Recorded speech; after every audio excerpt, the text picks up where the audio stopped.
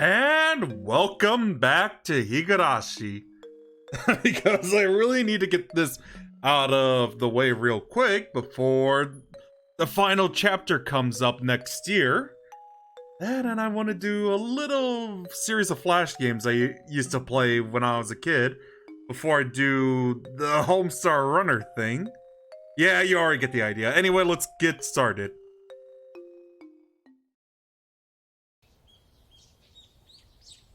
Waking up in a cheap hotel in the city was by no means pleasant. I remember, even during the long camping trips we had during grade school, I wanted to get home quickly, counting out the days left on my fingers. Waking up this morning, I was somehow reminded of that. Was it a need to be with my wife when she gave birth? A particular type of homesickness? As a productive member of society, as a public servant bound to fulfill his duties, it was pathetic indeed. Those negative emotions faded as I downed my breakfast, which was surprisingly not half bad. Let me check the sounds real quick. Okay. The meeting with the informant that Oishi had provided would be tonight. Until then, I couldn't just be lazing around. The Onigafuchi Defense Alliance was protesting the dam's construction in various ways.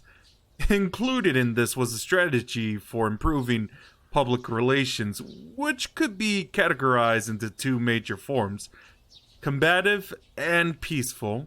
In regards to the former, as an attempt to keep law enforcement in check, they appealed to the public's sympathy by highlighting the oppressive and inhumane tactics of the police and the brutality of riot squads. The latter, peaceful, rude to stress how precious the natural surroundings of Hinamizawa was, seeking people who would oppose the dam on environmental grounds. As a part of that, the village of Hinamizawa had invited celebrated zoologists and botanists, as well as environmental groups, to advertise the nature surrounding the town. According to the news, in recent years, there had been a group called itself Hinamizawa Nature Watching and setting up free sightseeing tours. I would have liked to have taken advantage of the opportunity, but when I called the village administrative force offices, they responded that it was too late to put in an application for the tour, and they were still undecided as to when they'd be doing another one. I see. So there's no applications for next time. Too bad. Are you a member of the an environmental group? Or maybe somebody from a magazine? No, just here privately. Privately? Then you're a tourist? Something like that. It's my hobby to take pictures that display how beautiful nature can be. I read in a magazine that there were some precious nature reserves here, so I was looking forward to it. I knew there was an article that had something like that written in it, but I hadn't actually read it. Was it this ad-lib lie not going to work? However, contrary to my expectations, the person I was speaking to laughed happily. Wahaha! Then come. The village is a little busy right now, but you're totally welcome here.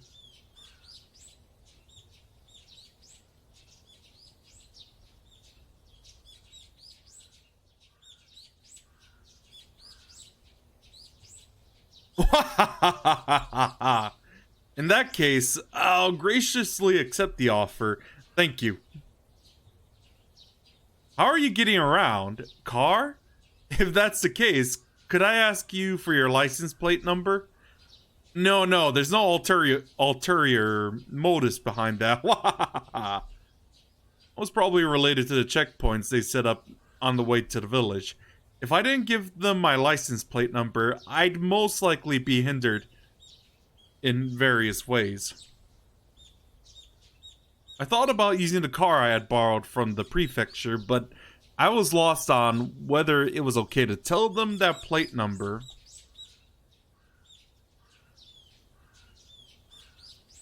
If the Onigafuchi Defense Alliance was behind this incident, there was no guarantee that they wouldn't be able to find out who I was. I had to play it safe, so I elected to refrain from using the car. No, actually, I'm not using a car. If there's a bus or something, I'd prefer that. We do have a bus, actually. The route is going to be discontinued soon, though. You can take that. It departs from Okinomiya Station. Thank you very much. I'll look out for it. When will you be coming? Is it your first time in Hinamizawa? If it is, you must be unsure about a lot of things. If you let me know, I can have somebody show you around. No, I couldn't ask that much of you. Don't worry about it. That's just a bit of PR we do to protect nature from the village. Judging by what I saw at the checkpoint, the villagers were at the very least wary of outsiders.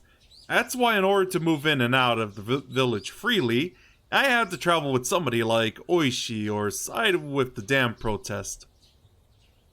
Having an interest in the natural environment surrounding the village tied into the peaceful type of PR that the village was using, I was a bit against having a watchdog attached to me, but that might actually work in my favor. The entire village was fired up about the dam protest, so I might be lucky enough to hear some especially candid opinions from the residents. Given that, there was no real reason for me to refuse their offer. Is it really alright? If so, that'll really help. After that, I was shown the bus schedule and directed to which bus I should get on. Somebody would come and meet me at the bus stop in the village. After showing me around the spot I'd taken interest in, there was no doubt they'd bring me to somewhere like an anti-dam information center. Then over a cup of tea, they'd try and indoctrinate me into accepting their principle and beliefs. Well, if that was their arm, there'd be a lot of freebies involved. The world is about give and take after all. I couldn't be going in a suit. I pulled some plain clothes out of my travel case and changed into something more casual. After that, after calming down by watching some local television, I left the hotel and set out for Okinomiya Station. The bus route that I was told would be soon discontinued certainly didn't look that way. There was more than enough trips on the schedule, and the numbers of passengers was by no means sparse. It was the main link to Okinomiya, the only town in the area. The types of passengers that stood were older folk who didn't look like they could drive, and housewives who didn't seem they had a license. If the area was submerged at the bottom of the lake, it wouldn't matter if there was a bus route. And that's why it's going to be discontinued in the unnatural scheme of things. Oh god, that voice crack. I could catch a glimpse of the government's intent in cutting off their means of transportation to bully the village into emptying out sooner. It makes sense. According to documents, talks between the Ministry of Construction and the locals broke down quite early. The government decided from the start to take an aggressive stance on the matter. It was like a fairy tale with the north wind and the sun trying to get the traveler remove his cloak. Even their bullying had meaning to it. The reason why the Onigafuchi Defense Alliance resisted so violently was because the government was doing unseemly things like that. I was somebody who lived in Tokyo, so for a village or two out in the boonies like this to be submerged didn't seem like a big deal. But I guess for somebody actually living there, it would be a vitally huge problem. This route will be discontinued on the XF of XX. Thank you for your patronage up to this point. Look forward to your continued patronage and on our other lines. XX Transportation. Gazing lazily at the notice of the discontinued service posted inside the bus, I counted down the number of stops until the designated one. Along the way, we passed through the checkpoint without stopping.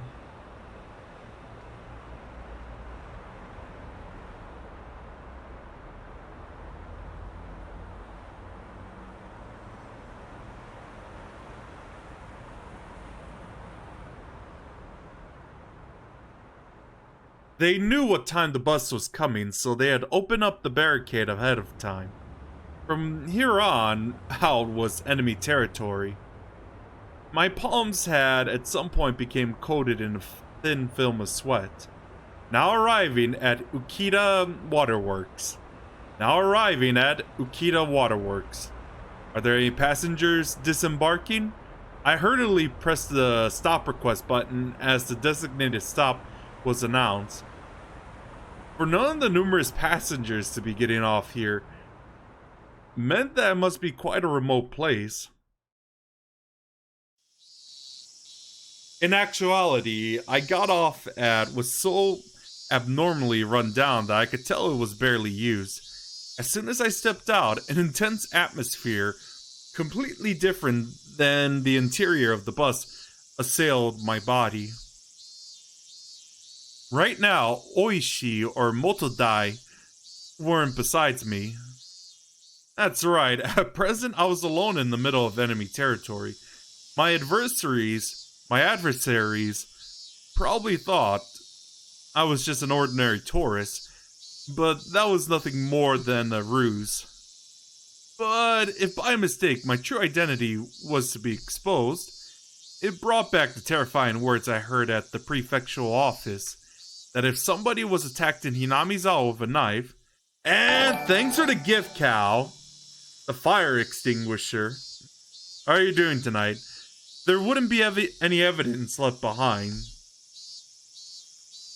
And I didn't seem suspicious, did I? My clothing was currently casual. It was exactly the type of clothing that a city slicker that viewed the countryside as a wholesome getaway would wear. Yeah, I know what you mean about that, because I'm like that. And thanks to the other fire extinguisher. A camera knapsack. Inside were... and another fire extinguisher. Thanks for all that. Inside were various things needed for hiking. And the other fire extinguisher. What are you trying to put out, Cal? That's what I want to know. It was still only June, and maybe it was unusual, but the sun was shining down like it was already in the middle of summer. The fact that I didn't bring a hat must seem odd. No, it wasn't something to be that concerned about. It's alright. I was just a normal tourist. And by the way, Cal? Oh, I see. Did you know... Hopefully this is alright to mention this. Like, I might get a streamer progression soon, which is basically like the affiliate version of Mixer. That'll be coming tomorrow, hopefully. It's alright. I was a normal tourist, just normal. Man, thanks for the other fire extinguisher. Was there anything suspicious about me? Yeah, indeed, and congrats on level 31, Cal. Asking that as I turn around to look at the bus that was departing.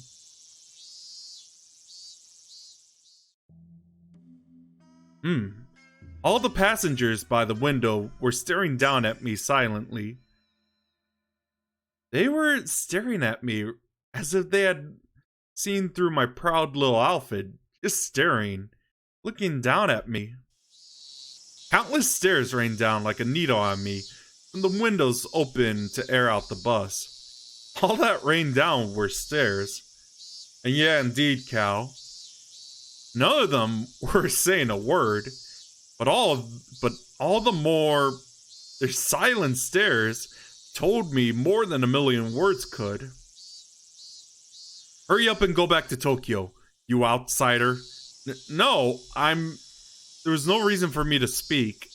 My quiet voice was drowned out by the sound of the engine. The bus, as if to torment me, set out slowly, and after doing more than enough to intimidate me, sped off. So, when are we gonna see Rika soon? A thin film of sweat began to rise from my entire body.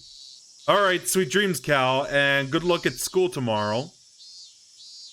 According to the documents, it was a village that seemed wary of outsiders. Its population was small as well. If they saw an unfamiliar face, they would be quick to identify that face as an outsider. On top of that, nobody else had gotten off at this stop. It was a bus stop that they normally just passed on by. You're welcome, sweet dreams. Somebody actually getting off there. There was no doubt that had drawn some attention. But this wasn't a slip-up. They were the ones who directed me to get off at this stop. There was nothing to worry about.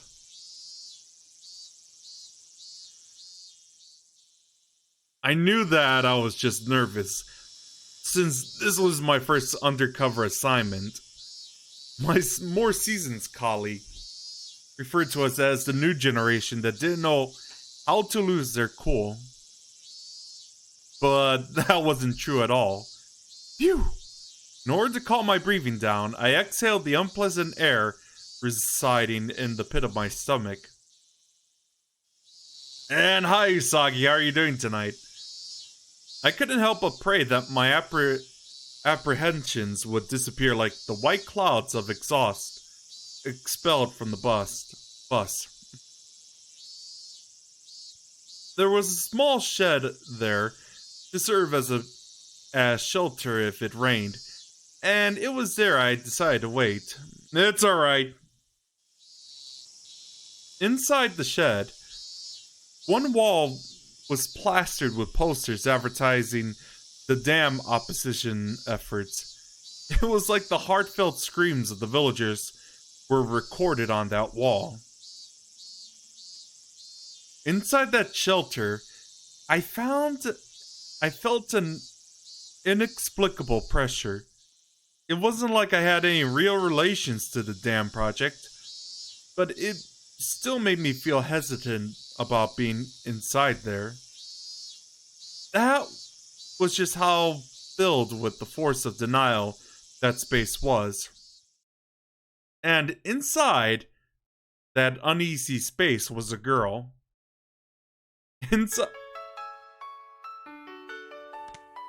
that shed, covered in words, written in broad brush strokes, berating the policies regarding the dam and calling for action, there was a girl sitting there with a drowsy gaze, as if half asleep. Oh my god, I'm already envisioning that from the anime. The two images clashed so much that I could only stand there dumbfounded for a moment, trapped in such a surreal environment. If I stepped inside, who knew what kind of oafish noises I would suddenly make? I couldn't be disturbing this girl's slumber like that. Having thought this, I gave up on entering the shed.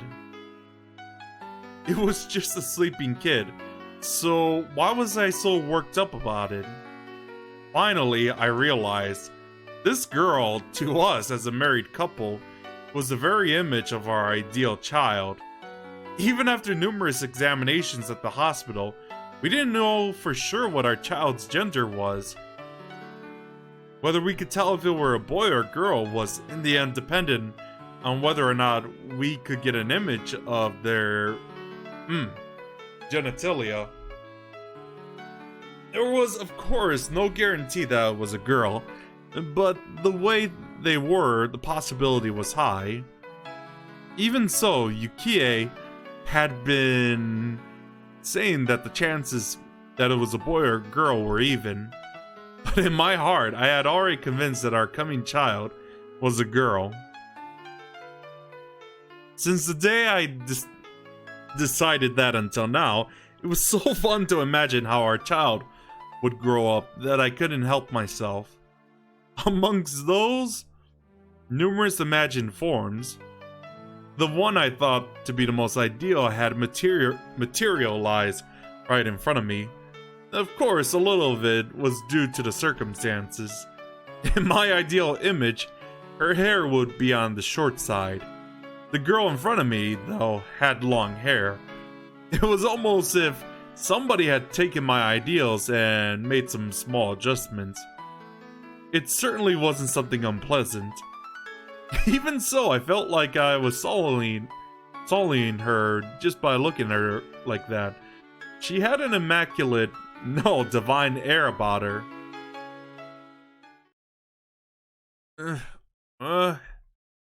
That girl with an angelic smile. Oh, Jesus, I'm already envisioning that from the anime. With a yawn wide enough, you could see her molars woke up all of a sudden.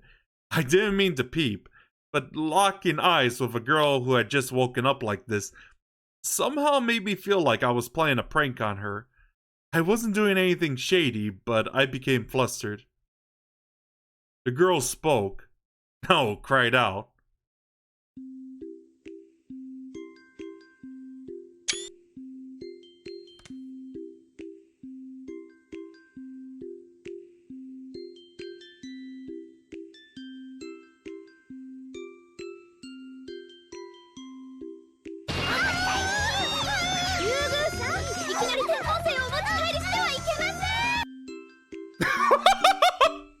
Meep! Meep? Like that character on the show with the puppets? What puppets? With the orange hair? I thought it was just one of those greetings kids do. So in order to prove I wasn't a suspicious person, I responded in kind. Meep. Meep? Meep. Meep. The girl stared at me, obviously with a doll-like expression. Cute, but cold and hard to read. Well, I wouldn't be surprised. There was, after all, an unfamiliar man right in front of her when she woke up, who responded with meep when she said the same. Let me see how she looks in the updated one.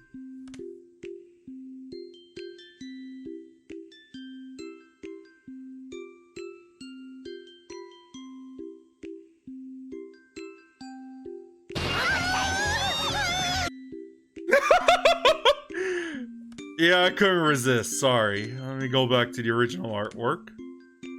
Anyway, when she said the same,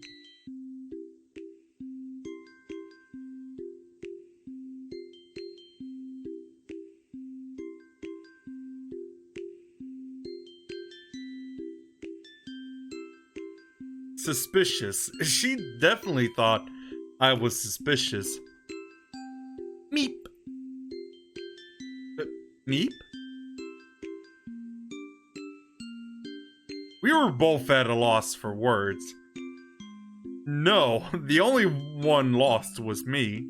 The girl in front of me, as if inquiring about my motives, stared at me intently. In this silence, I felt like I was the one who had to say something first. This girl was way better at interrogating somebody than Oishi. I'm not anybody suspicious. I'm... Nipa!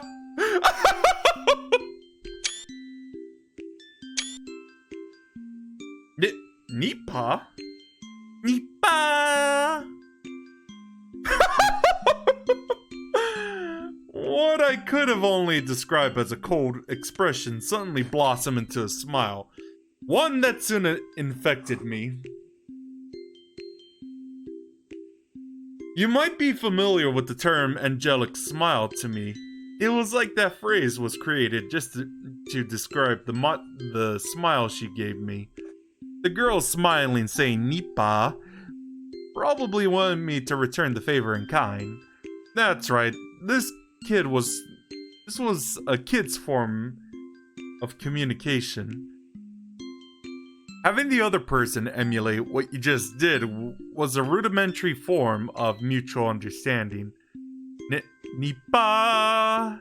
Nipa! It was a beautiful afternoon in the early summer. What was I doing? Nipa! Nipa! Well, whatever. This was interesting in its own way. If making somebody happy with just a smile was the work of angels, then this girl was definitely one of them. I couldn't help but pray that my own child, who was soon to be born, would grow up to be like this girl. That strangely gentle moment was finally brought to the end by the arrival of a car. An older person waved at me from the driver's seat, a dry smile plastered on their face. And how's it going, by the way, Usagi? Hi there, good afternoon! Sorry for being late. You're the tourist who phoned yesterday, right? Huh? Ah, yes. Sorry to keep you waiting. I'm running a little behind because of the farm. Hop on right in. Hop right on in. I see. It looks like the weather isn't going to hold up for much longer, so I'll show you around real quick. Huh? The weather? It changes fast around here. There'll probably be evening showers again today. If that happens to you, you won't be able to take any pictures. Come on, get in, get in. Meep. Turning around, the girl was standing right behind me with an intrigued expression. Her body language somehow reminded me of a stray cat that followed you around after you played with it a little. So charming. Well, if it isn't Rika-chama. Praise be, praise be. Nipa.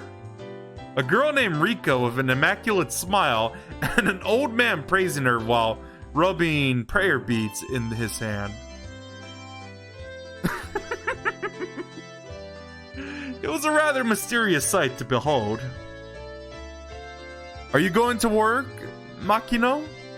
It's not exactly work per se. I was asked by the mayor to show around a youngin' who came to the village for some sightseeing. A youngin' who came to the village for sightseeing. The girl, Rika-chan, said that with a smile as she clung onto my arms. Well, yeah. I heard that this village is surrounded by a precious nature reserve, so I very much wanted to record that with my camera. Even though I look like this, I really like to take pictures. Tomitake Mark II. Huh? Tomitake? Huh? Makino, is it okay if I come along too? I couldn't. You could come along, Rika-chama, but there's nothing interesting to see. You should go play near the shrine or something. Meep.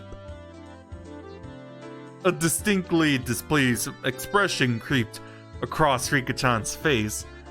Being able to show one's emotion honestly on their faces was a privilege young children had. If it's not too much of a problem, could you bring this child along with us? When I said those helpful words, another smile spread across Rika-chan's face with another nipa as she clung on to me again. Not bad at all. I want this girl to call me Pop. Okay then. No,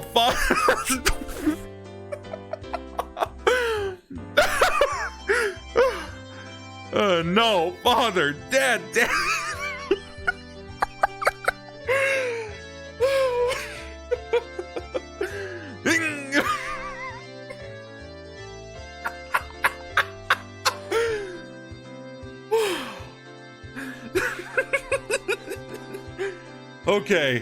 Okay.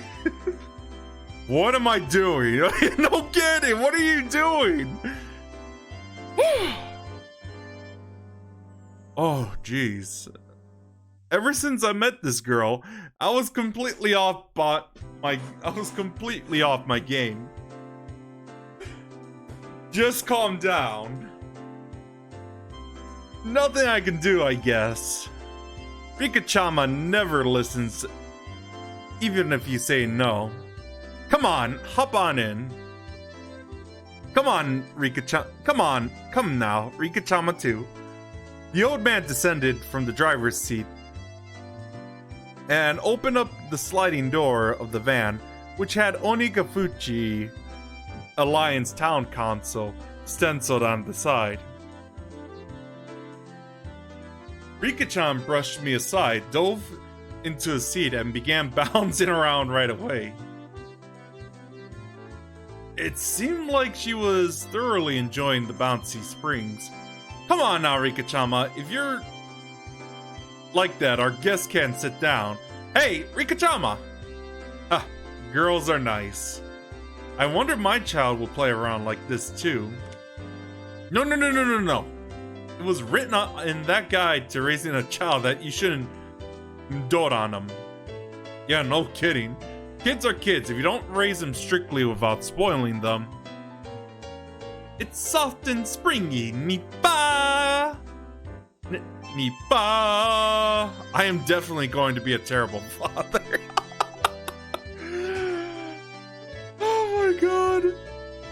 It was decided that I would be a doting parent before my child was even born. Well then, sir, I'll show you around some places that I think look nice. Have you eaten lunch yet?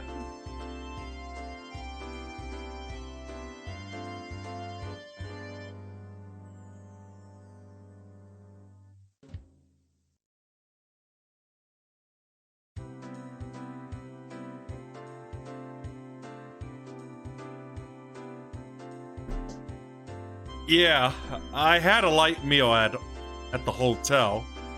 Is that so? Well then, let's get going. We're setting off on a tour of Hinamizawa. Yay! Is it alright if I call you Rika-chan? Sure.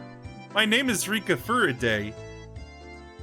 I can already do addition in the tens digit. Oh, is that true? That's amazing.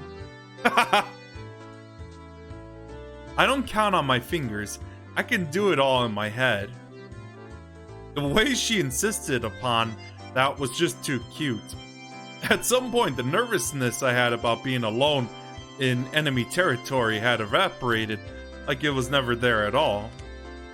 I had to be at least a little thankful that I met this girl. Well then, let's get going. It's time for Hinamizawa nature watching. The old man stepped on the gas with a great deal of gusto. Well, that's a pretty nice song.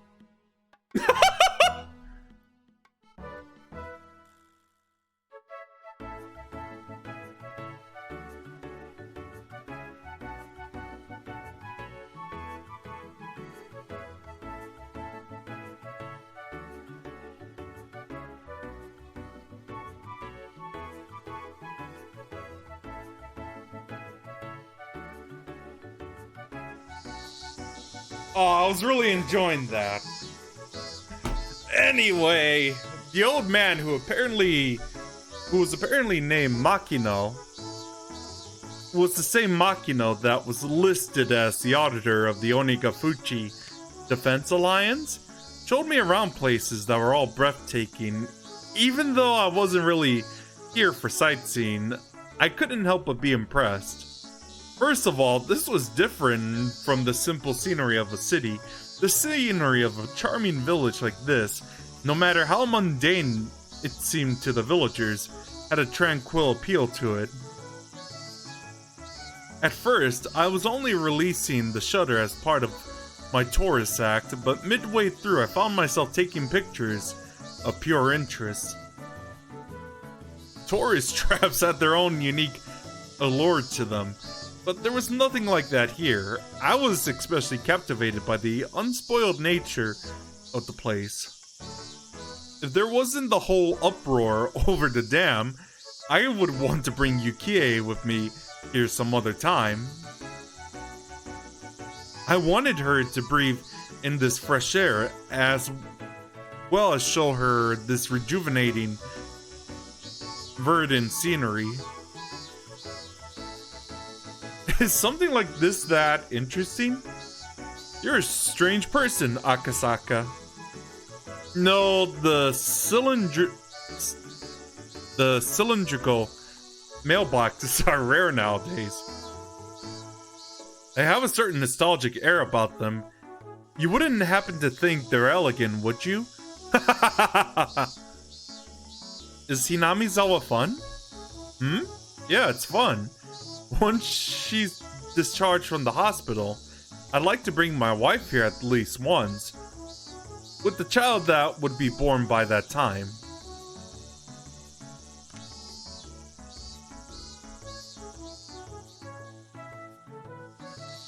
Right now, she's in the hospital waiting to give birth. She's due any day now. It'd be nice if they're a cute girl like you. Sir, it seems like congratulations are soon to be in order. Still, that's not good, to leave your wife behind and play around in a place like this. I was momentarily at a loss for words. It was exactly how Makino said. There was no good reason for a man who was waiting for his wife to give birth to be playing around idly in this place. Did I slip up? Well, we had already planned this trip to Hinamizawa a long time ago. My wife's family is with her, so it's alright. If you have planned it this so far in advance, then how come you didn't make the sign-up deadline for the nature watching? If you did, you could have toured around on a nice bus instead of being cramped up in here. It didn't seem as if Makino was actually digging for anything. But if this conversation continued any longer, it would put some unexpected holes in my cover. I halted the conversation by pretending to take another picture.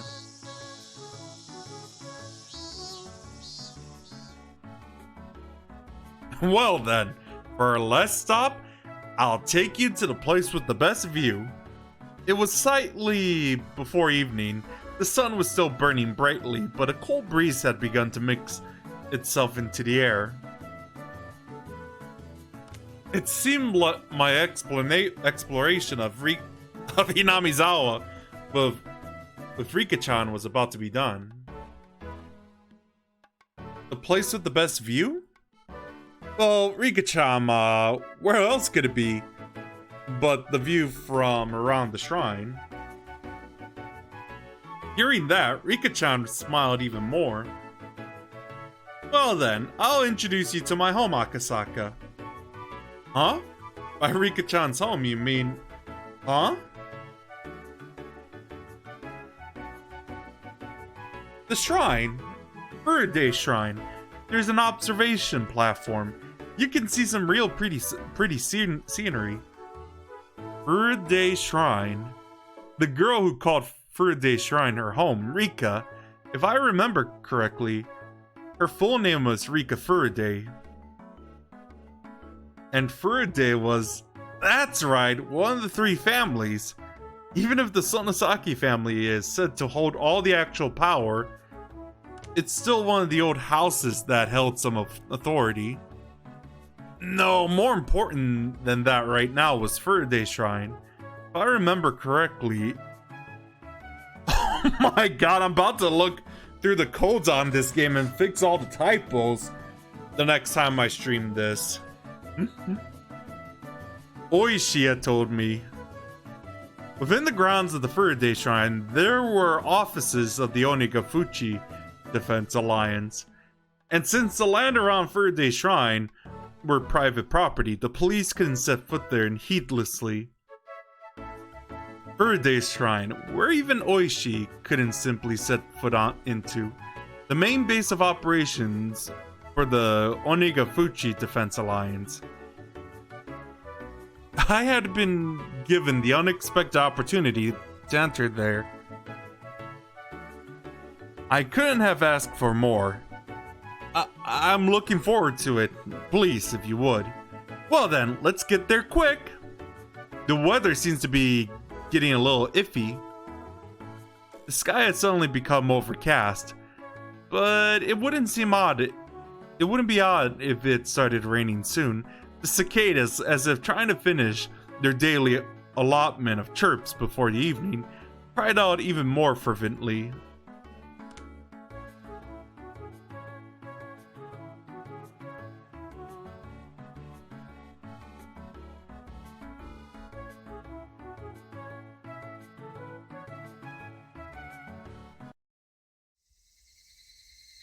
The van stopped in the shrine's parking lot. Also parked there were numerous other vans with loudspeakers mounted on top of them to act as makeshift propaganda vehicles. On the side of each vehicle was scrawled, "The dam project must be demolished. Defend our homeland to the last.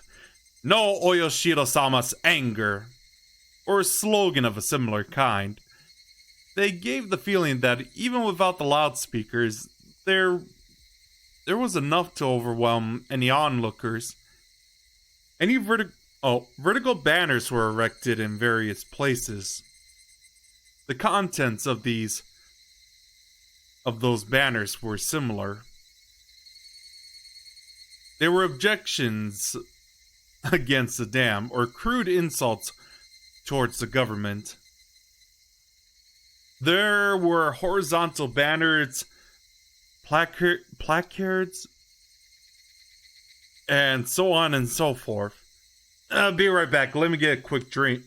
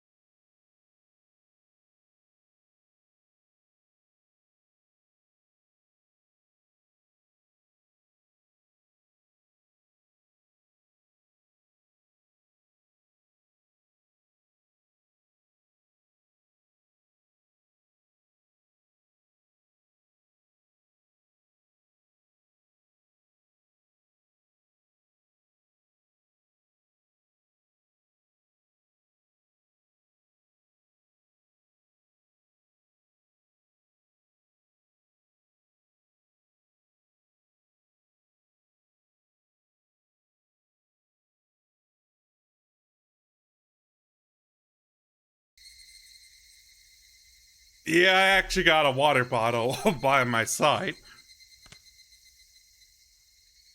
They proclaimed that without a doubt, this was the headquarters of the Onigafuchi Defense Alliance. For Rika-chan, however, this hectic place was also her home. We've arrived. I'm home. Rika-chan crawled over my lap and exited the vehicle first. Makino had noticed I was looking at protest banners.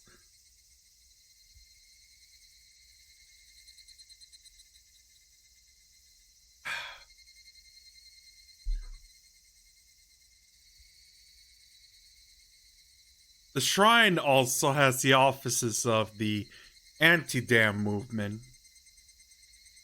For you, this probably brings back memories of the anti-security treaty conflicts back in the day. Student movements across... Oh my god, I can't read right now.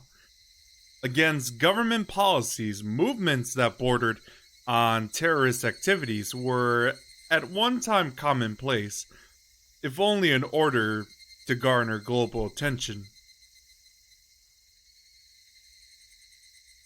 Students holding out in lecture halls, brawling with the riot squads that charged in.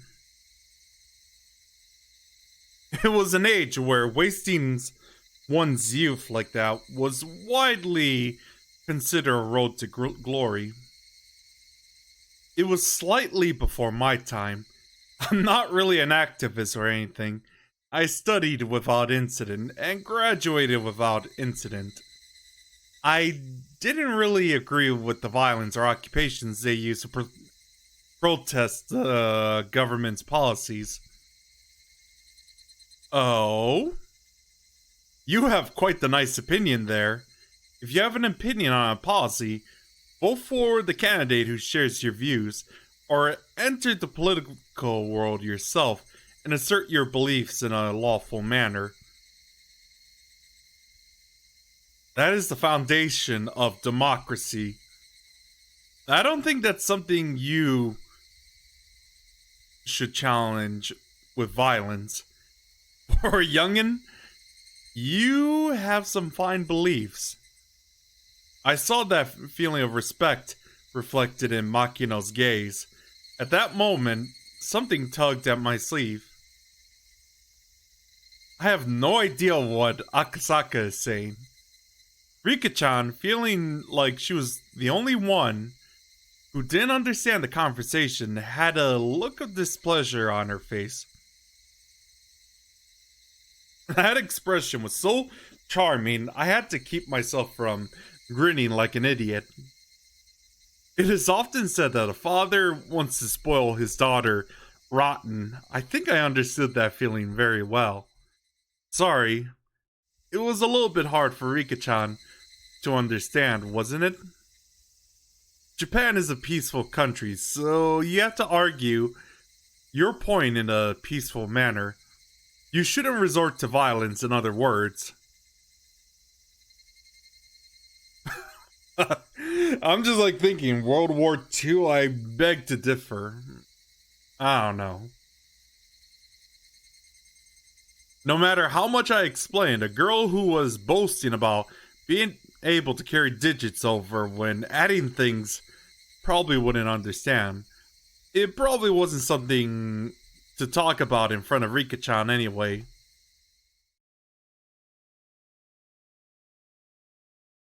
I don't know, the reason why I say like World War II for the Japanese is probably like burying their enemies alive and doing a bunch of unspeakable things as well. So then, Akasaka. Oh, wait, not yet.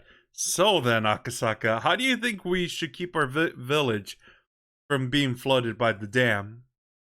Even if I regretted my careless words, it was too late now. Here I was at the main headquarters of an organization telling them their way of doing things was illegal.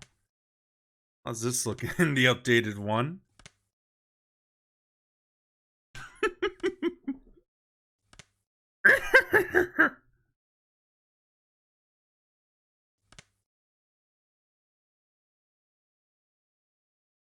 Here I was at the main headquarters of an organization telling them preaching that violence was not the answer.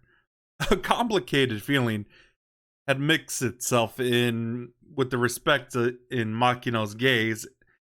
It was finally then I realized it wasn't that simple. There wasn't a soul who would argue that what I was saying wasn't correct. Using violence to get one's way was something that everybody knew you shouldn't be proud of. However, right now, Hinamizawa was in a predicament that couldn't be overcome with peaceful means alone. The legality of the Hinamizawa Dam project, through the efforts of various propaganda campaigns enacted by the Onikafuchi Defense Alliance, was being called into question. If they further strengthen their campaign, they might be able to suspend or change the construction plans. But that was, at the most, just a possibility. If the government proceeded with the construction as planned, it wouldn't be long before this place was at the bottom of a lake. It wasn't for sure for the unrestrained resistance of the residents of Hinamizawa, this place might have already been underwater. We can't live anywhere else other than here. We can't live in the city.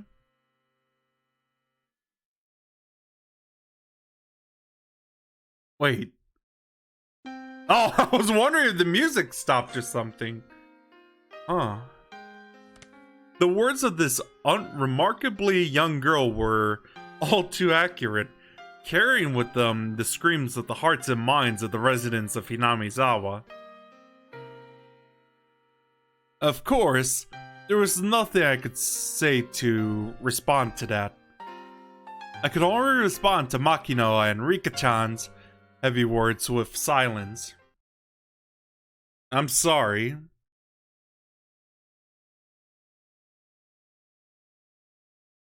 This isn't a problem that an outsider should lightly poke into their noses into, is it?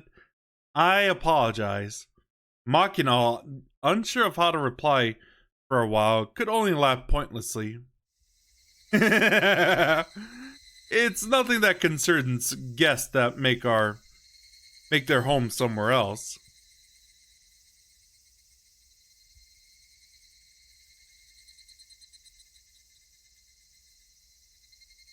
If you enjoyed here, please tell all your friends that Hinamizawa is a wonderful place, please. If word spreads to dozens, maybe even hundreds of people, then that ridiculous plan to submerge this place at the foot of a dam will eventually fall apart. He followed that with a smile that said, "Please don't think much of it." Makino letting me worry that much really was a stroke of good fortune. Being infatuated with the idea of making friends with a little girl had me completely forget my apprehension at being in enemy territory. Being reminded of this right before I was going to step foot into their headquarters might have been a good thing. If we had exchanged in the middle of their office, if there was a short-tempered youth in there, they might have come at me. Thinking of how extreme they were, in the worst case, my life could have been in danger. It seems that I looked quite desperate at the moment. Makino, thinking he had said something wrong, became flustered trying to think of a way to improve my mood. I was a bit careless just now. I'm very sorry. No, don't worry that much about it. The sights you showed me around the village were all beautiful, wonderful places. I really do want to come here one more time. If this beautiful village is going to be submerged at the bottom of a lake, I can understand why you would fight so desperately. I had somehow managed to use my despondent look to change the topic in my favor. After a bit, Makino returned to his usual high spirits. It seems he believed I completely sympathize his point of view. Now, let's leave the talk at that for now. There's a place around here with a really great view. Let's go, Akasaka. Rika-chan, seemingly happy to be free from all the boring and gloomy adult talk, bounded up the stone steps. There was no real need to run, but in order to catch up with her, I also darted up the steps. There were several tents belonging to the town council erected on the shrine grounds. Inside the tents were several folding tables and chairs, and a number of older town councils were livening things up with chit-chat. They weren't saying anything incendiary, like the dam project must be destroyed. It was just some relaxed, idle chit-chat between local geezers. And the normal sort of calming scenery.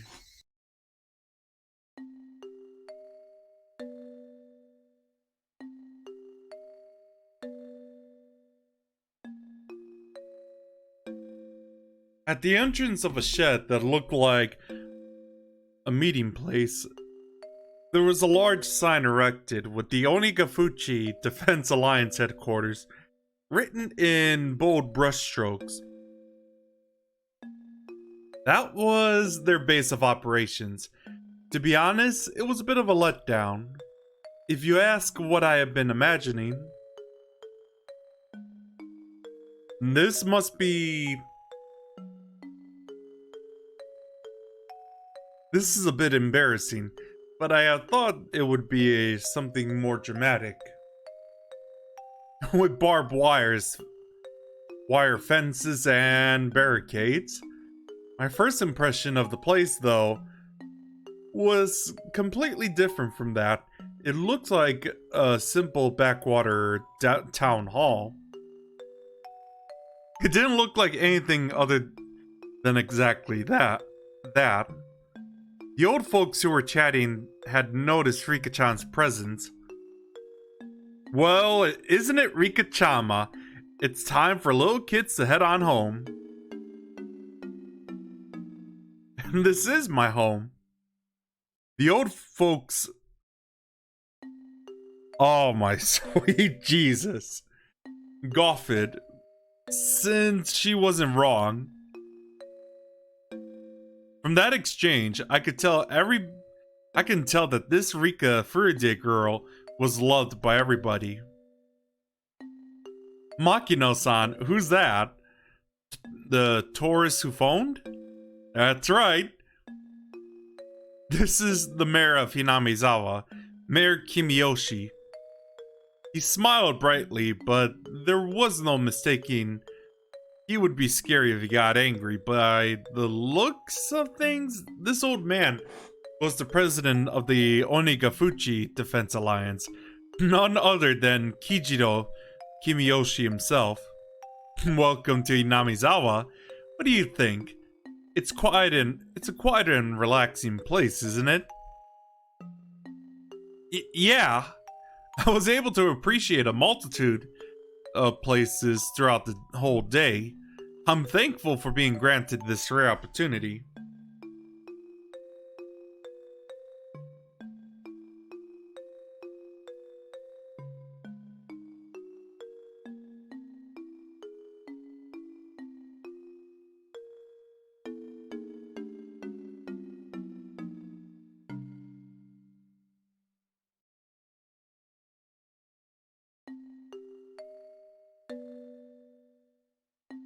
Yeah, I was able to appreciate a multitude of beautiful places throughout the day.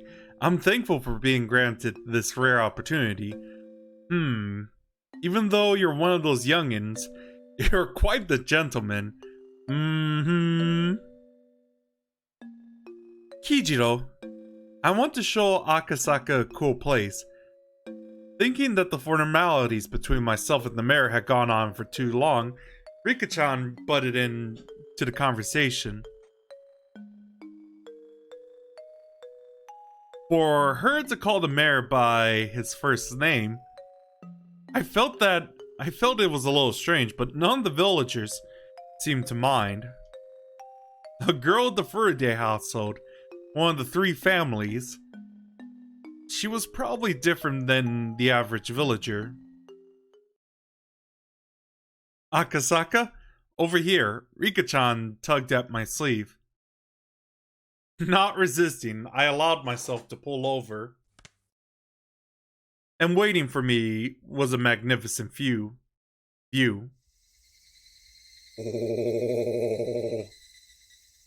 This is amazing. It was an observation deck that looked down on the village. I feel like I know what's coming. They know that this was the best view in the entire village. Kept quiet as I stood there, awestruck. I was holding a camera, but had completely forgotten to even glance through the viewfinder. This view, no matter what kind of film it was printed on, it wouldn't be able to show everything.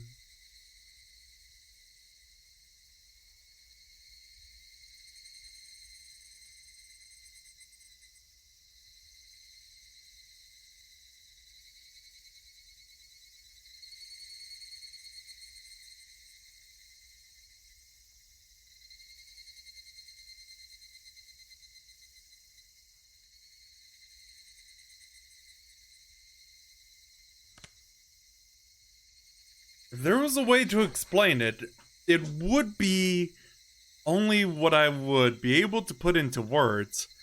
It was such a breathtakingly spectacular view that I struggled to find a comparison. For a while, I was left awestruck. I could only stand there and wonder. A cool breeze helped abate the heat rushing through my body. That comfortable sensation also left me speechless. Rika-chan, who had been holding onto my sleeve the entire time, spoke. This is my favorite spot. As she said that, she showed me another adorable smile. That smile seemed very fleeting. If you ask why, that was because the view from her favorite spot would eventually be submerged under the deep green waters of the dam reservoir. I just can't believe that this village is going to end up at the bottom of a lake. I said it so quietly that only Rika-chan could hear it. I regretted it as soon as I did, for those words were all too cruel. However, Rika-chan didn't let them cast a cloud on her expression. In fact, she replied with a smile. It won't sink. The dam project will definitely go away. Why is his face like that? It was just like that, a little girl to say something like that. There was no basis for her for saying so. It was just her wish. Akasaka, do you think this village will be submerged? It's not that I want it to be.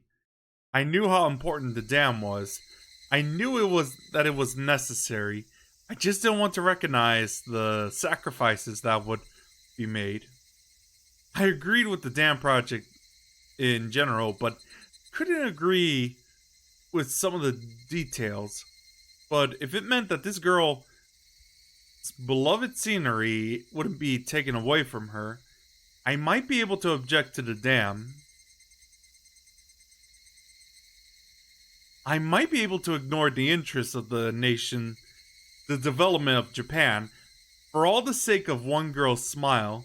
I'm not really much of a humanist, but how sentimental of me. It won't be submerged because the dam project will soon go away. Her words weren't just hopes and dreams, but were seasoned with a hint of resolve. As if she was talking about an unchangeably predetermined outcome, as surely as the sun rising in the east. It'll be gone soon? Wanting to ask her why she believed that, I turned around. Yes, it'll be gone. What makes you say that?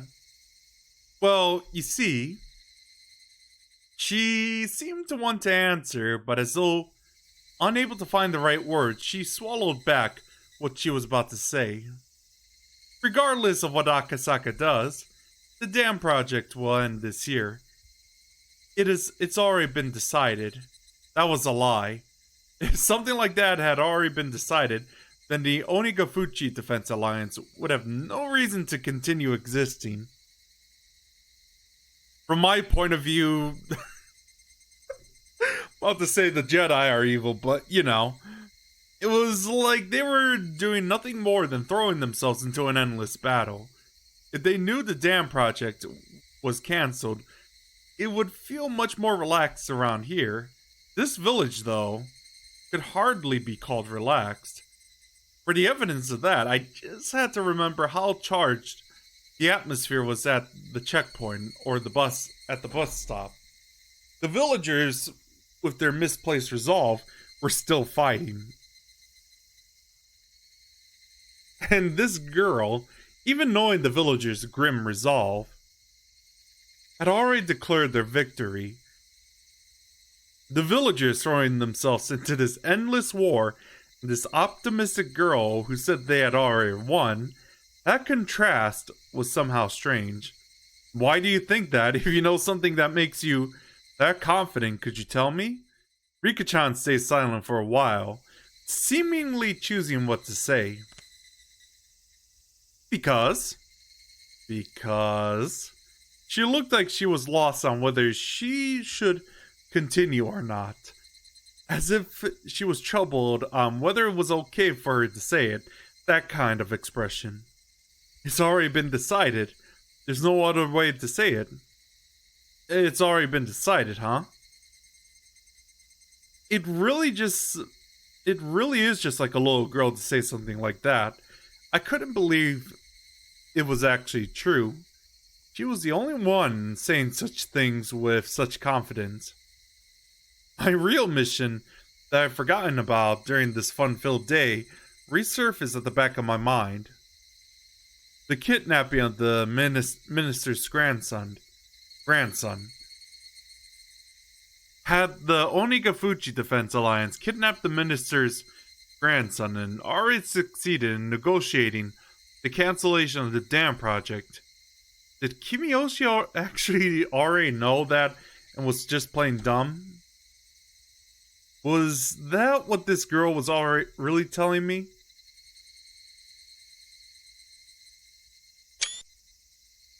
Akasaka? This girl called out my name suddenly. What is it?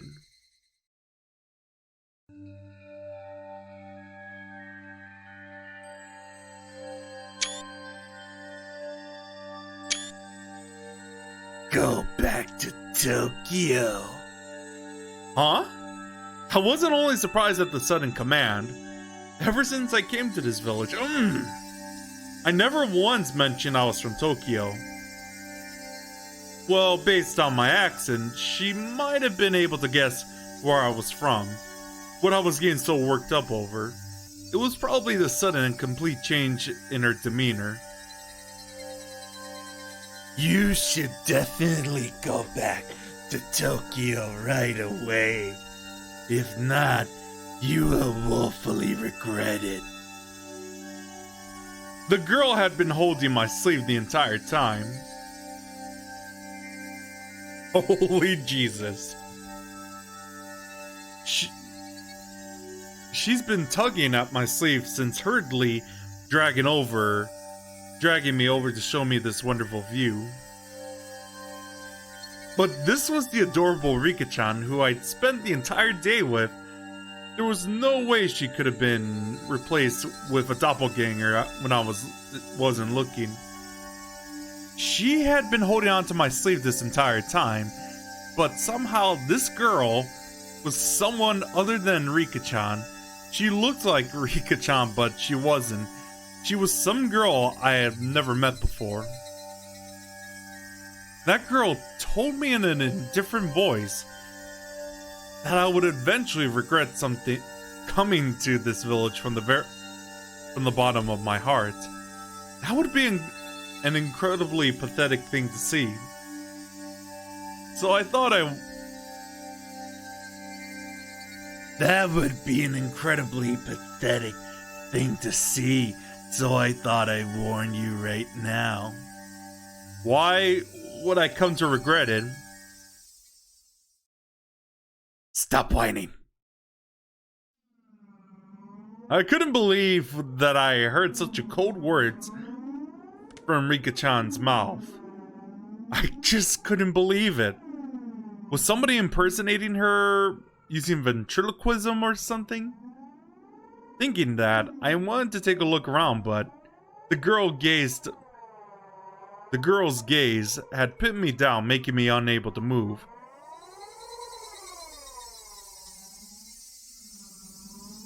When you tried crossing the road, when the don't walk sign was up, did your parents...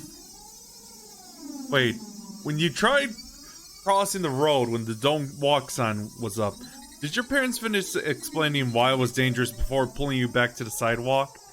They'd pull you back right away, wouldn't they?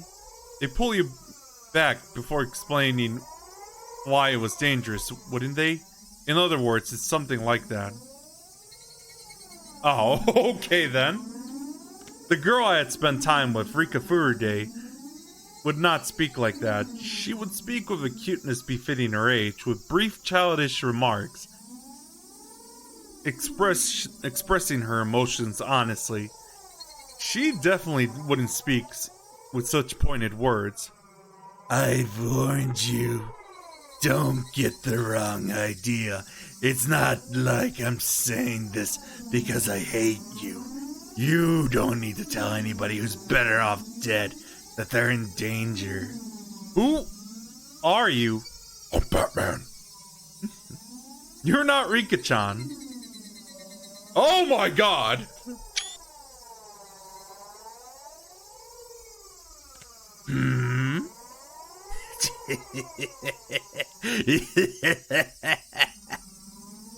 As soon as I accused her of not being Rika-chan, she let out a strange, quiet giggle.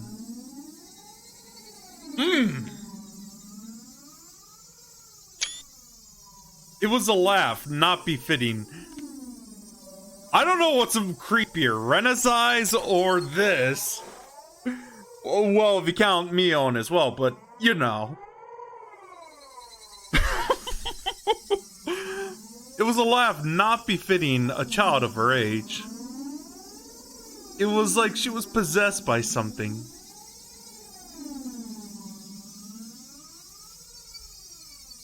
Her change was just that total and complete. Was Rika-chan being attacked by some terrifying phenomenon?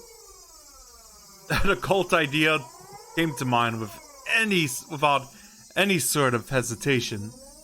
Rika-chan is acting strange. Somebody, help! Thinking that I yelled that, I turned to where the mayor was. I immediately realized he was looking at us with a smile. That's right to him. It looked like nothing more than me and Rika-chan fooling around. He didn't notice that there was something terrifying happening to her. Akasaka's such a coward.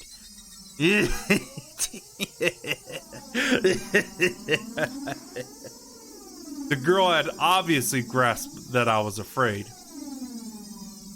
Noticing that and calling me a coward, she laughed again.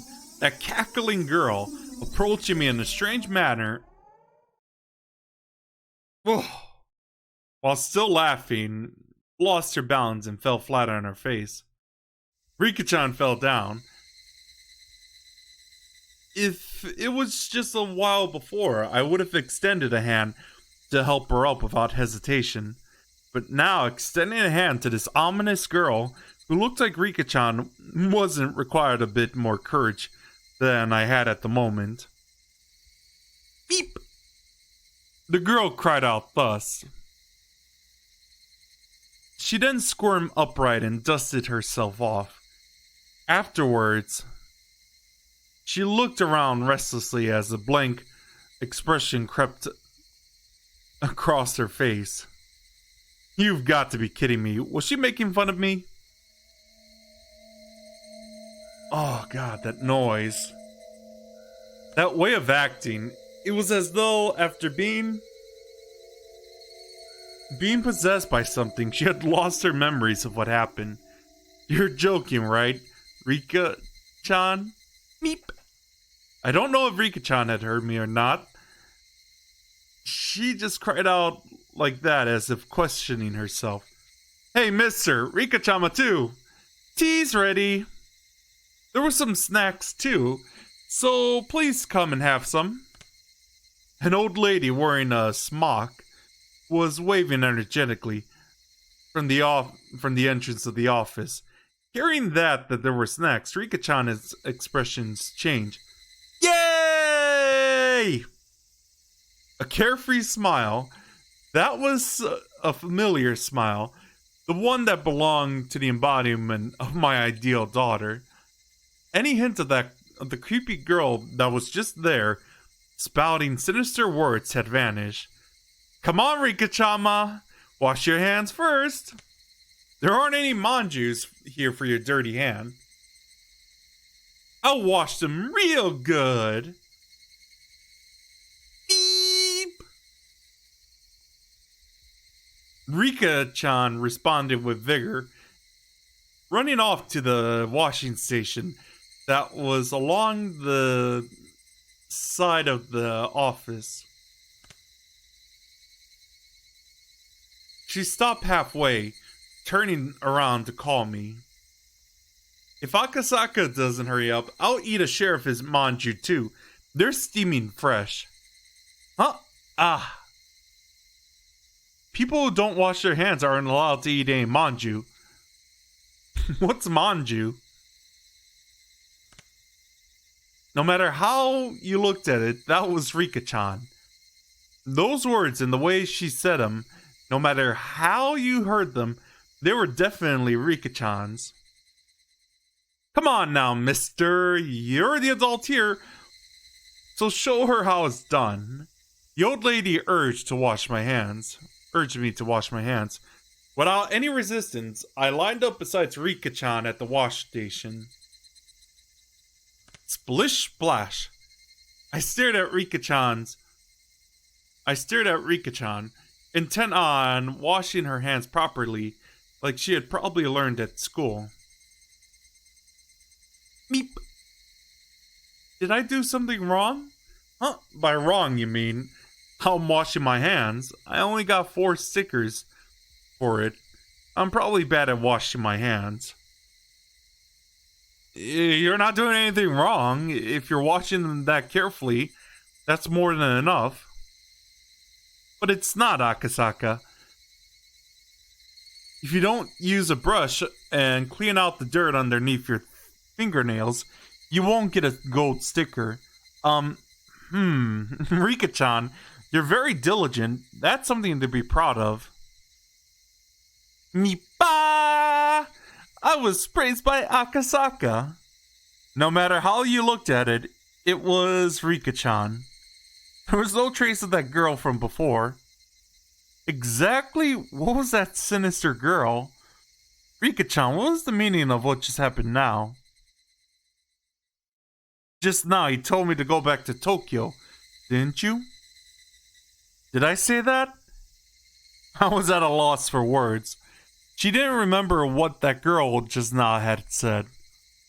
Like I would ever believe something as occult as that could happen. Like I would ever believe that Rika-chan could be possessed by that strange girl and say those creepy things. Rika-chan, you definitely said that. Beep!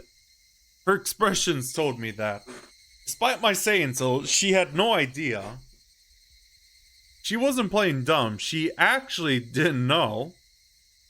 Exactly what was that just now? Just as Rika-chan had, I let a look of confusion creep across my face. The two of us, both looking like we had no idea what was going on, must have certainly been a humorous sight to behold. While partaking of tea and snacks, I was shown a propaganda shot by the Defense Alliance that highlighted their resistance efforts. Older folks talked passionately on how long and grueling the fight against the dam was, but they fell on deaf ears. I was transfixed by Rika-chan, who had heard these stories countless times before and was nodding off. Eventually, Rika-chan noticed I was staring at her, and she smiled as I rubbed her eyes. That smile was Rika-chan's. After all, there was no hint of that sinister shadow. After that, my unreasonable fear of Rika-chan lessened with the passing of time, but I could by no means forget what had happened. It eventually grew dark. The mayor had said that they had prepared dinner, but said I would come again tomorrow and took my leave. I had to return to the hotel and file my regular report with the section chief. I see. Well then, please come again tomorrow. If you phone, we'll send you somebody to pick you up right away. I appreciate your hospitality. I'll probably come again and enjoy myself tomorrow. Yes, please do. It seems that Rika-chan has taken a pretty big liking to you. Akasaka, are you coming again tomorrow? If I finish after 5th period, so if you come at around 3 o'clock, that would make me happy. Please come again. That pure smile urged me to do so. There wasn't a trace of that evil aura. Depending on what happens next, all that might end up as nothing other than my hallucination. Thinking about it logically, if the daughter of the Faraday household, one of the 3 families, had taken a liking to me, then this was a strong foothold for my investigation from here on out. It was like a free ticket for a reason to visit Hinamizawa. If only I could treat this little incident as a figment of my imagination, then having this girl who was the embodiment of my ideal daughter grow so attached to me wasn't bad either. I had successfully dove into the belly of the Onigafuchi Defense Alliance, and had the mayor, as well as other important members of the alliance, welcome me with open arms. This was a great turn of events. However, I still felt uneasy. Getting back to the hotel, I forced down an almost painfully cold beer until I could clear my mind. The shock from the incomprehensibly strange incident continued to torment me.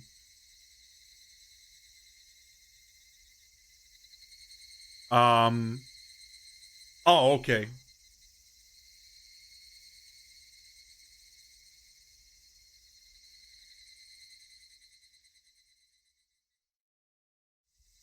Going smoothly. A terrifying shrine girl. So, just one achievement. End of chapter 2.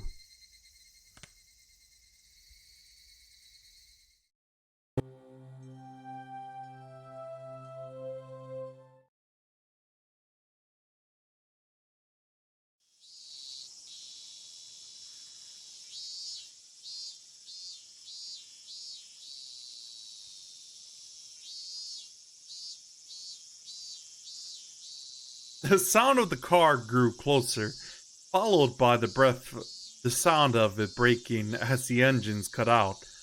At that moment, up until now, lack a test What? Footsteps grew decisive as the man in the room dashed up to the wall beside the window and carefully peered outside. It was his comrade's car. Even so, he couldn't relax his guard. Eventually, the sound of footsteps approached the door. Thump, thump, thump, thump. It was the passcode.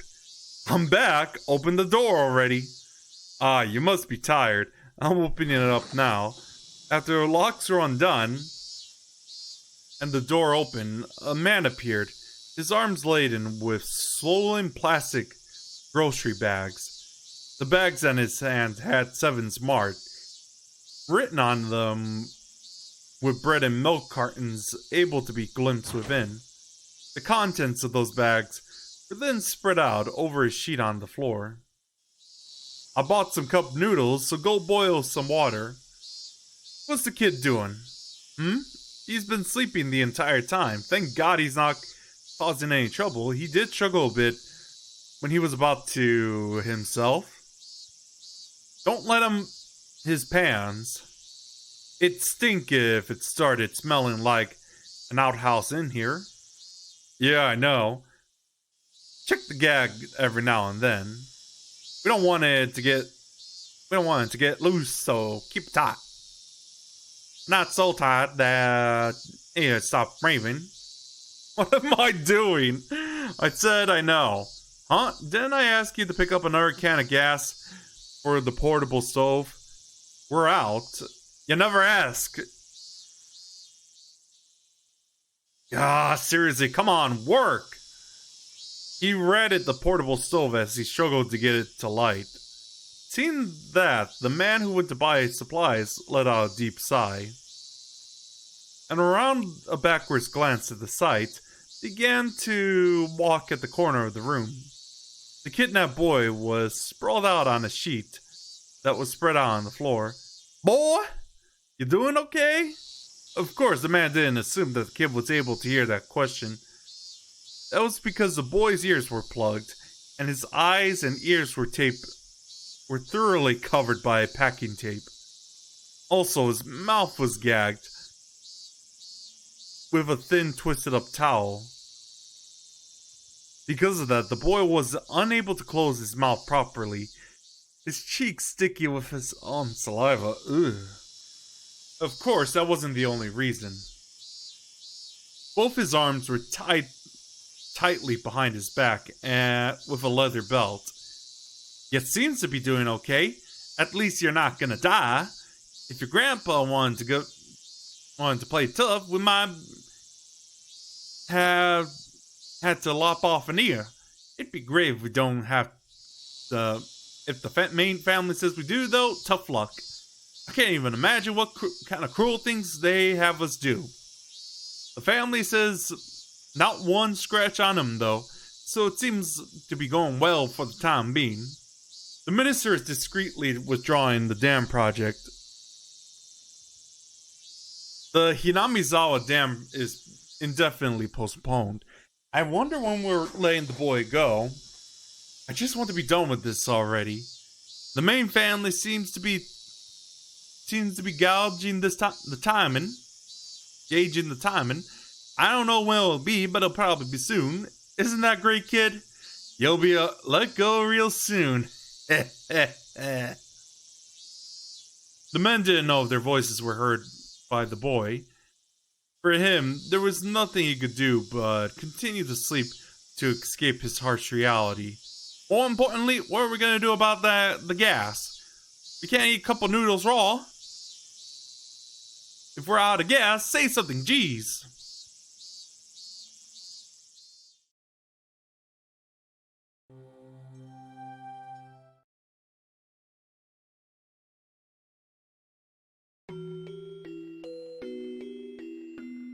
Well, that's a bit depressing. The weather forecast had predicted that it wouldn't rain at all this entire week. It's not that I hate sunny days or anything. When every day is the same unchanging sunny weather, however, everybody would long for a rain cloud or two. It's simply clearer skies for a week, a month, a year, probably would long for a rain cloud or two. The weather specialist said that they had carefully scrutinized a large quantity of past data, so it wouldn't be so likely for the forecast to be wrong. I knew as much, but even then, there was occasionally a day where I was hoping that it could be wrong. As I stared up into the clear blue sky, was I being mischievous and hoping so? I waited and waited, feeling almost suffocated by the boring blue sky, undisturbed by a single cloud. If you could die from that suffocating feeling, then the population of Earth wouldn't have increased to this point. In other words, the only person who was being suffocated by this was me. And so, I welcomed the summer evenings, where not even the weather forecast could predict the sudden weather. If I were to explain it like this, would you understand a bit more about how I feel? Let's say that tonight's dinner was going to be curry rice.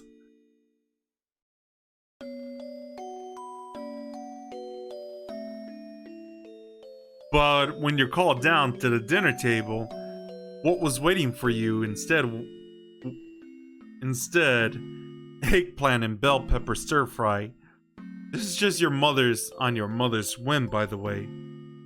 I would be delighted by such whimsy. I don't really like eggplants or bell peppers, but still, I would be delighted. The fact that the pre-established routine of curry rice had been broken down would be amusing. If tonight was repeated 100 times, and 100 times you had to eat curry rice, yet just for this one night, that changed to an eggplant and bell pepper stir fry, there's no way you could enjoy that chance happening. I hate pre-established routines. I really hate when things are all decided beforehand. I have no love for boredom. I always get my hopes up that something today would be different from yesterday, no matter how trivial. It's been decided that this entire week starting today was going to be clear skies. The weather forecast decided upon, so the god of weather must also feel obliged to do so. But who's to say that a rain cloud might not just show up one day on a whim?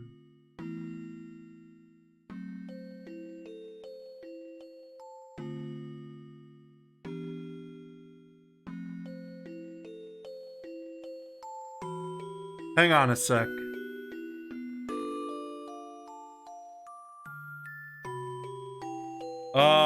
Usagi, if you're hearing this, real quick.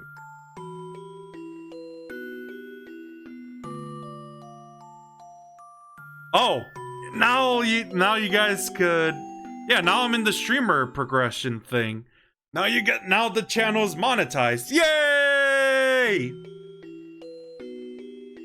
So basically, I'm an affiliate now on Mixer, let's say. Oh my god. I can't actually do that myself.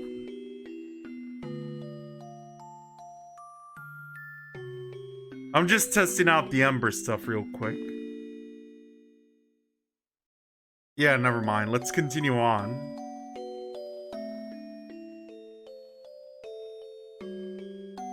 So, yeah, looks like now I'm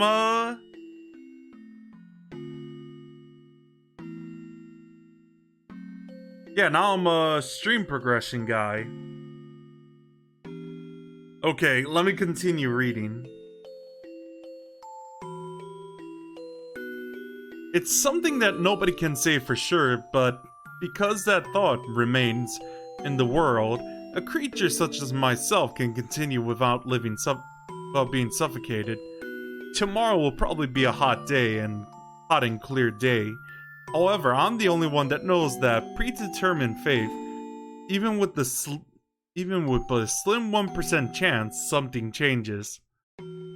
Hoping for that 1%, I hung up upside down weather charms on my sunlit eavesdrops. In the end, I spend my days waiting for those unexpected things in life to happen. I pondered why I was hoping for a bit. Why I was hoping for a rain cloud. The answer was simple. I've had my fill of clear skies. Then, why was I hoping for a rain cloud? The answer was simple. The fact that it was going to be sunny tomorrow was boring. So, why was I hoping for a rain cloud? In the end, it doesn't really matter whether it rains or shines tomorrow. Basically, it was just that the rain would water my heart, which was withered from boredom. That's why, rather than a TV drama where the plots had already been decided, I prefer to look up at the sky.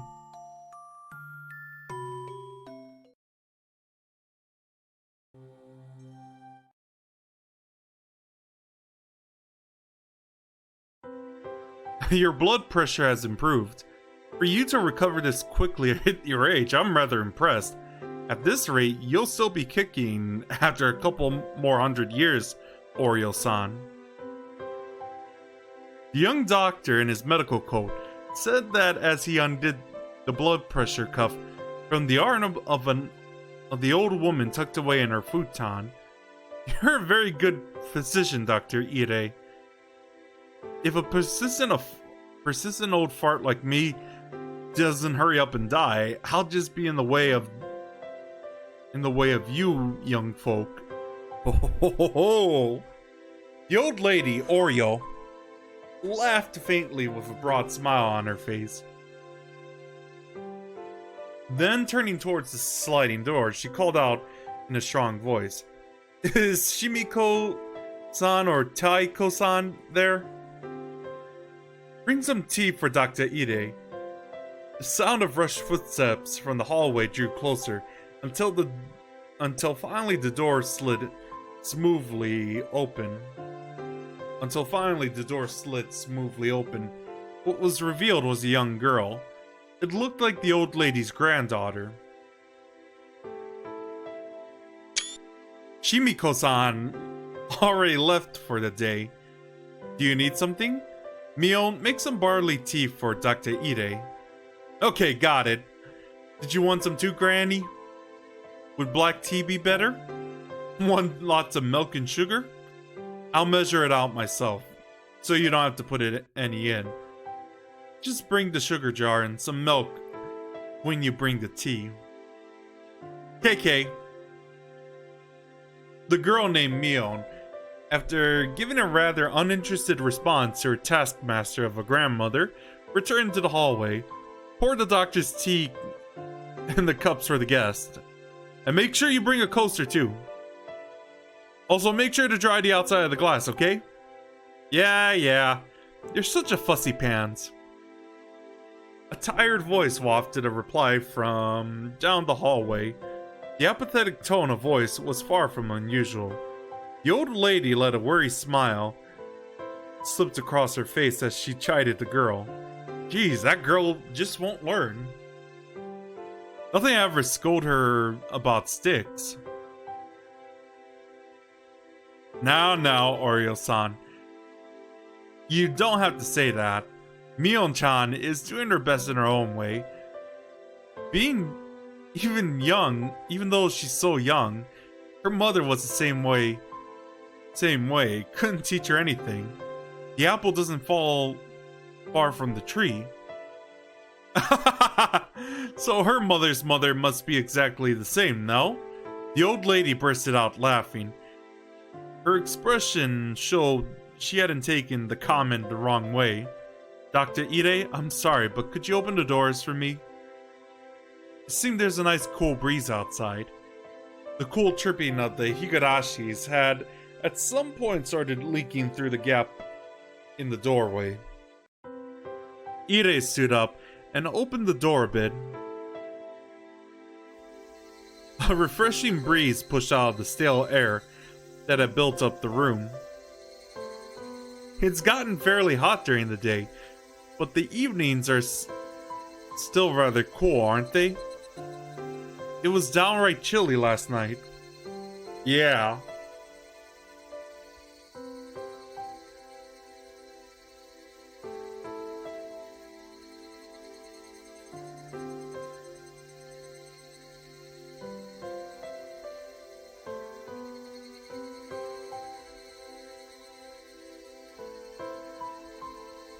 Yeah, those types of morning and evenings are another of Hinamizawa's fine points. Ire replied with a smile as she returned to sit on the cushion beside the old lady. And then the two of them, for a little while, soaked in the voices of the Higurashis. I'm going to try to live to 100, until the business with Dam is proper finish. I ain't kicking the bucket just yet. To get the government to withdraw a decision they've already made is a fairly difficult thing to do. The way this country does is like turning a millstone, a heavy one at that. A millstone? Don't you know? A millstone. Ire quickly affirmed that, of course, he knew that what the old lady was talking about. For he knew full well that Oreo didn't like having her stories interrupted. This millstone, see, could grind anything to a pulp. It's rather impressive, but you see, it doesn't turn that easy, because it's a rather heavy millstone.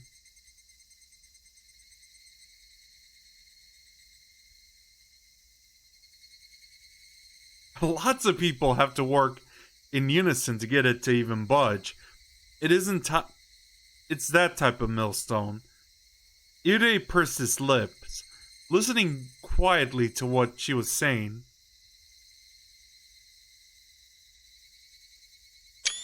Eventually, Mion returned with some tea laid out on a tray. Seeing that Oreo was talking and in a good mood, she quietly knelt down and laid out the sets for barley and black tea, careful not to interrupt. I want to check some stuff real quick on my channel as well. Now that I have that,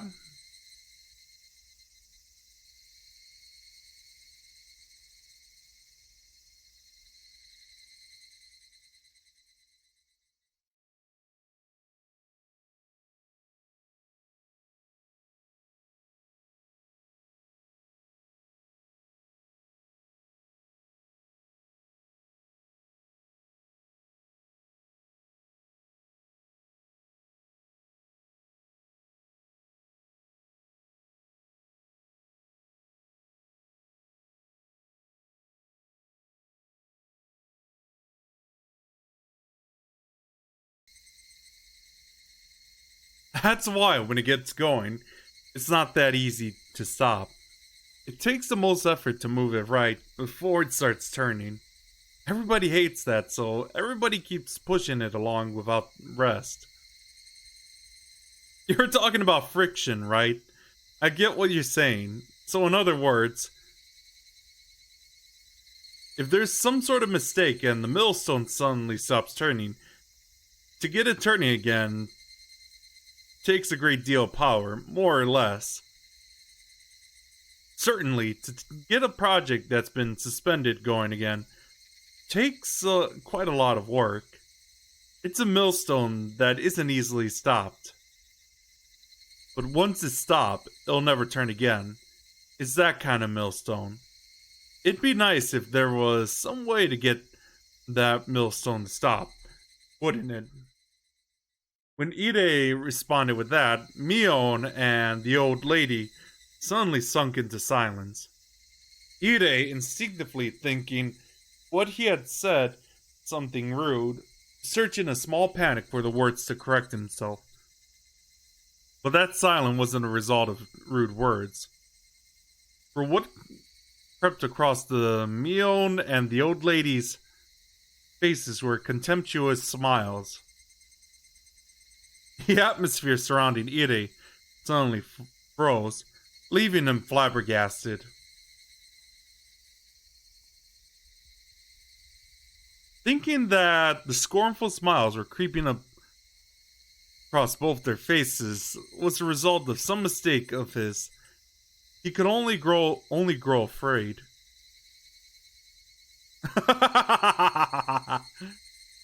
It hadn't been long at all since he was enveloped by silence. Unable However, unable to stand it, Ide could only let out a weak laugh. Ide's laugh eventually spread to Mion and the old lady. And not knowing exactly what they were laughing at, their laughter left a lingering chill.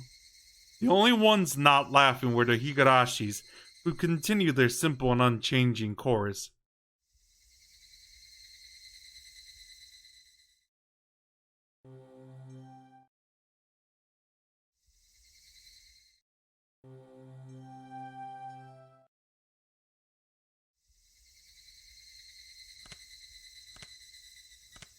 Hang on a sec.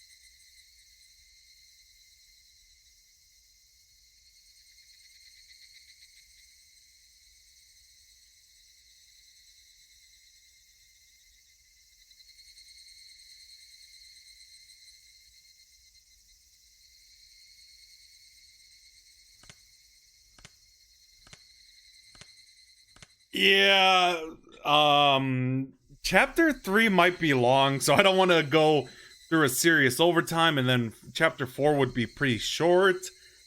I assume, because yeah, so instead, so I'm gonna wrap up this tomorrow.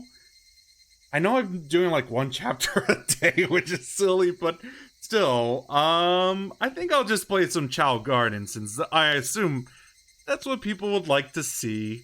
So yeah, stay tuned, you guys. I'll post this on YouTube after though. I'll be playing some Chow Garden. Stay tuned.